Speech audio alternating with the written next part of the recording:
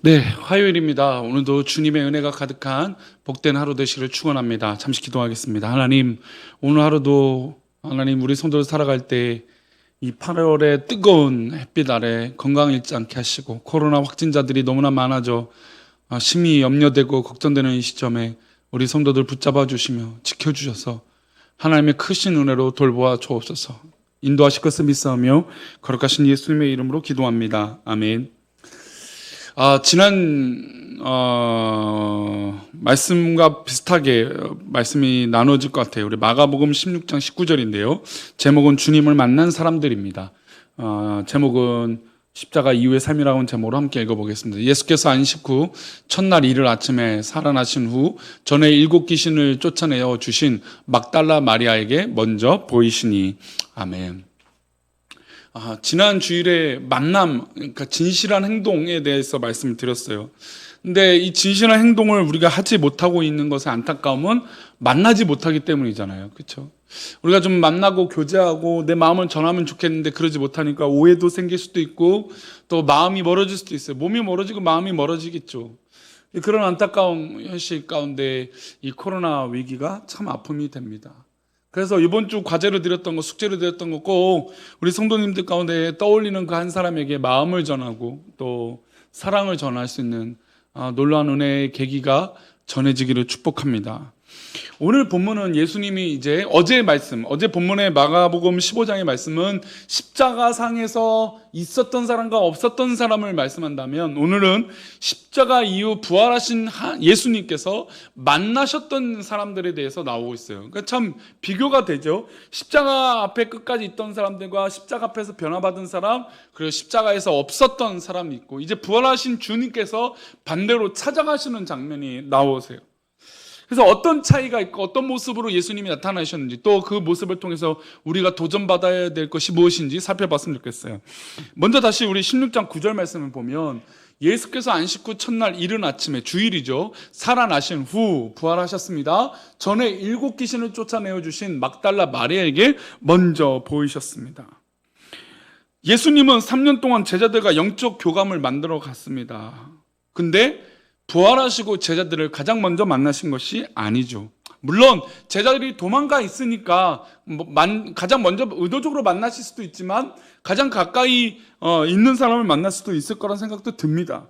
어쨌든 이들에게 제일 먼저 제자들에게 나타나신 것이 아니라 의외의 인물이었습니다. 바로 7 귀신 들렸다가 나은 막달라 마리아였습니다.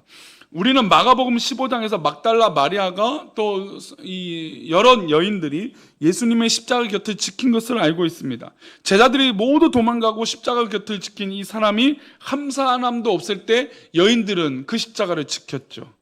한 번의 은혜로 인생이 바뀐 여인이 막달라 마리아였습니다. 왜냐하면 7 귀신이 들렸기 때문이죠. 평생 귀신을 섬기며 귀신에 미쳐서 살 수밖에 없었을 것입니다. 그러나 이 미쳐버린 여인이, 귀신 들린 여인이 예수님 만나서 그 은혜로 말미암아 새로운 삶이 되고 인생이 된 것이죠. 그래서 그 은혜, 그 기적이 너무나 귀하기 때문에 끝까지 십자가를 지켰던 것입니다. 그리고 그녀는 열정도 있었습니다. 예수님께 십자가에 돌아가신 안식 후 첫날 예수의 시신이 누워진 무덤을 향하여 무엇을 들고 갔습니까? 향품을 들고 달려갔습니다. 예수님의 시신을 또 시신에 향품을 발라드리고 그 무덤으로 발걸음을 옮겼던 사람이 바로 이 막달라 마리아예요. 그러니까 열심으로 따져도 열정이 넘치는 사람이죠. 제자들은 유대인들이 무섭고 예수님을 죽였던 사람들이 무서워서 숨어 있었지만 여인은 열정을 가지고 주님을 만나기 위해서 달려갔던 것이죠. 그래서 예수님께서는 이 신앙의 모습을 보셨는지 그 여인에게 첫 번째로 부활하시고 나타나셨습니다. 막달라 마리아가 복음서에는 거의 등장하지 않는 이름이죠. 하지만 부활 후에 주님께서 가장 먼저 만나심으로 제자들도 이 여인의 입을 통해서 부활의 소식을 듣습니다. 예수가 부활하셨다. 예수님께서 여인의 부활을 전하는 자로 세워주신 것입니다. 얼마나 놀랍습니까? 예수님의 십자가의 곁을 지키는 의리가 있고 용기가 있고 열정이 있었던 여인입니다. 그러니 이 부활의 소식을 전하라고 첫 번째로 만나게 하신 은혜가 있는 것이죠. 우리 성도님들, 우리 신앙 가운데 열정과 열심과 하나님만 바라보는 신앙의 모습이 있기를 축복합니다. 그럴 때 예수님이 이 은혜를 주신 것이죠. 복음을 전하고 십자가의 은혜를 전하고 부활의 소식을 전하도록 하신 것입니다. 부활하신 주님께서 찾아가신 두 번째 사람들이 누구냐? 바로 시골로 가고 있는 두 제자들이었습니다. 12절 말씀 보겠습니다. 그 후에 그들 중 두 사람이 걸어서 시골로 갈 때 예수께서 다른 모양으로 그들에게 나타나시니, 다른 모양으로 나타나셨어요. 외모가 바뀌었는지 어떤 모습인지 모르겠지만 예수님께서 그 두 사람에게 맞습니다. 제자들이 아니라 예수님을 따랐던 사람들 중에 있었던 사람들이었습니다. 그러나 분명히 예수님을 진심으로 따랐던 사람이죠. 하지만 이들도 예수님이 십자가에서 돌아가시는 모습을 보고 어떻게 됐습니까? 고향으로 돌아갔고 실망했습니다. 예수님에 대한 기대가 이들은 무엇이었을까요? 아마 이 로마의 압제에 대한 정치적 해방의 해방자로 여겼을 것입니다. 그것이 이루어지지 않으니까 실망하고 자기 고향으로 돌아가는 것이죠. 그들이 원하는 것이 이루어지지 않으니까 예수님을 버린 것입니다. 우리가 신앙생활을 할 때 우리가 원하는 것이 이루어지지 않다고 해서 예수님을 멀리하는, 신앙에서 멀리하는 경우들이 종종 있게 됩니다. 우리가 원하는 것이 과연 그러면 하나님의 뜻인가라고 질문해 볼 필요가 있죠. 신앙생활 하다가 주님에게 실망하고 내 인생은 끝났다, 내 인생은 아니다, 왜 이럴까라고 하는 때 우리 성도님도 오히려 주님 곁으로 돌아서시길 바랍니다. 왜냐하면 이 주님이 엠마로 가는 두 제자와 동행하셨지만 그들은 어땠습니까? 영안이 열리지 않았습니다. 영안이 열리지 않아서 모습이 변화된 예수님을 봤습니까? 못 봤습니까? 못 봤어요. 예수님을 알지 못했어요. 인식하지 못했어요. 예수님 옆에 있는데 모양이 잠깐 조금 바뀌었지만 몰라봤어요. 아니요, 정말로 예수님을 알았다면, 영안이 열렸다면 예수님을 알았을까요? 몰랐을까요? 알았을 것이에요. 그러나 이들에는 이미 상실감과 낙심감, 예수님이 그냥 십자가에 죽었다라고 하는, 우리가 기대했던 그런 인물이 아니었다라고 하는 그 실망감으로 자신의 영안이 닫혀져 있었던 것입니다.